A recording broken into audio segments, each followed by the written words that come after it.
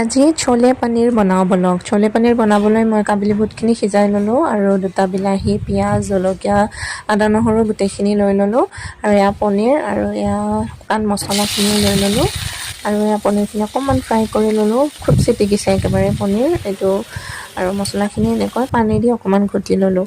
লৈ সেই পনীৰ ভজা কেৰাহীখনতে অকণমান তেল দি পিঁয়াজ, আদা, নহৰু গোটেইখিনি এনেকৈ ডাঙৰ ডাঙৰকৈ ফ্ৰাই কৰি ল'লোঁ। বিলাহীখিনিও দি ল'লোঁ। লৈ এইখিনি অকণমান সময় অকণমান লেৰেলালৈকে অকণমান চফ্ট হোৱালৈকে ভাজি ল'লোঁ। লৈ এইখিনি এনেকৈ মিক্সিত পিচি ল'লোঁ। এনেকৈ মছলাটো বনাই ল'লে খাবলৈ বহুত টেষ্টি হয় আৰু সেইখন কেৰাহী ধুই আকৌ নতুনকৈ তেল আৰু অকণমান বাটাৰ দি সেইখিনি মছলাখিনি ভাজি ল'লোঁ। লৈ ধুনীয়াকৈ কাবুলী বুটখিনি দি দিলোঁ। তাৰপিছত পানী দি তাৰপিছত পনীৰখিনিও দি দিলোঁ আৰু এয়া আমাৰ छोले पनीर ৰেডি হৈ গ'ল। ভাত বা ৰুটিৰ